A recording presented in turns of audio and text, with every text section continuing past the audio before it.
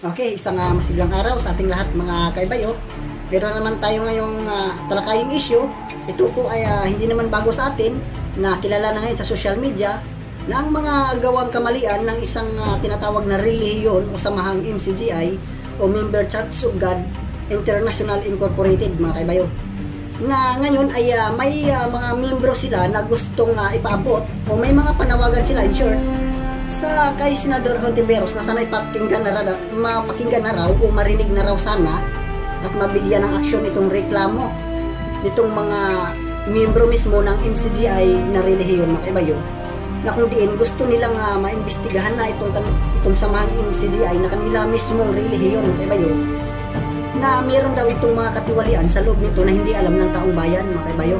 Samahang MCGI mga kaibayo na ito ngayon ang ating masaksihan na ibibigay ko sa inyo na video mga kaibayo para hindi nila sabihin na tayo ay gumagawa-gawa o gumagawa ng kuro-kuro na mga kwento mga kaibayo. Mas maganda yung mapanood ninyo at mapakinggan ninyo mismo yung mga miyembro ng MCGI na nagrereklamo mga kaibayo na gusto na silang sana'y makaabot ito kay Senador Hontiveros kung diin sila nga mismo ay nanawagan na sana po ay makarating na kay Senador Hontiveros itong kanilang mga reklamo mga kaibayo na diin yung dating daan na ngayon ay MCGI na mga kaibayo Member Church of God International Incorporated na nais ng kanilang mga miyembro na sana raw ito ay marinig na panawagan nila kaya Senator Hontiveros na mabigyan na raw sana sila ng aksyon patungkol sa kanilang mga reklamo at ito pa ang panawagan din ng mga MCGI miyembro mismo na itong gustong mabigyan ng aksyon itong nanawagan kay Senador Hontiveros ng mga miyembro ng MCGI na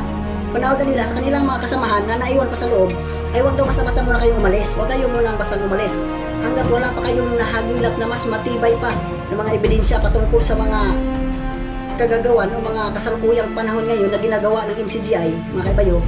Sabi nila ay huwag muna kayong umalis mga miyembro. Kailangan kukuha pa kayo ng mas marami pang mga katibayan para idagdag dito bilang support dito sa kanilang mga panawagan kay Senador Hontiveros na sana daw ito ay marinig na at madala na sa Senado at maimbestigahan na itong issue na ito mga kaibayo. Ito po ay galing mismo sa mga miyembro na nanawagan mga kaibayo. Nililinaw ko lang sa mga miyembro nanawagan mismo sa kanilang mga nasasakupan ng mga MCGI na nasa loob pa ngayon sa kasalukuyang panahon sa loob pa ng MCGI na relihiyon mga kaibayo.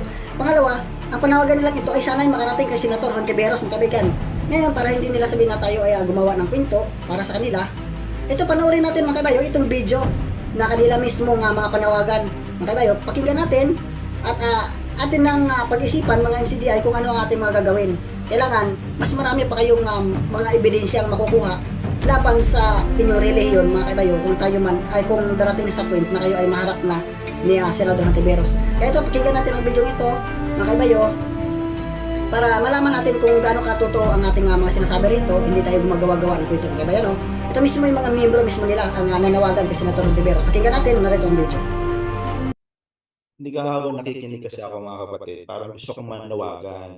Meron akong parang sinulat dito ng tatlong panawagan ko eh.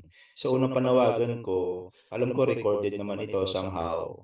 At panawagan ko sa Senado. So soon siguro sa Senate will be hearing some of the pondahan sessions.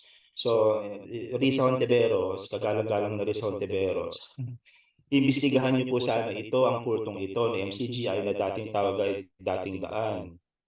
Dahil marami po itong mga kabalustugan, mga exploitation sa construction, money laundering, unexplained wealth, mga deceit on declaration of businesses and tax evasion. At meron kami narinig na mga sexual harassment din sa La Verdad na di umano ay free college, ay hindi naman pala. Pangalawang panawagan ko ay panawagan ko sa mga workers, trainers, or officers na nandyan pa na nagbabalat umexit. Payo ko sa inyo, wag muna kayo i-exit. Wag. Dahil kumalap muna kayo ng maraming ebidensya sa pamamagitan ng video recording, text messages, documents. Dahil ako, mga kapatid, bilang officer, nagsisi ako. Hindi ko na-record yung mga kabulustugan na pinagsasabi nila dyan sa mga meeting na yan. So mag-ipon kayo bago kayo umexit para walang pagsisisi. Pangatlo ko panawagan ko dyan sa MCGI organization, magpasakop kayo sa batas. Magpasakop kayo, magbayad kayo ng buwis dapat role model kayo sa mga kapatid at mga organization. So ito, this is a recorded statement.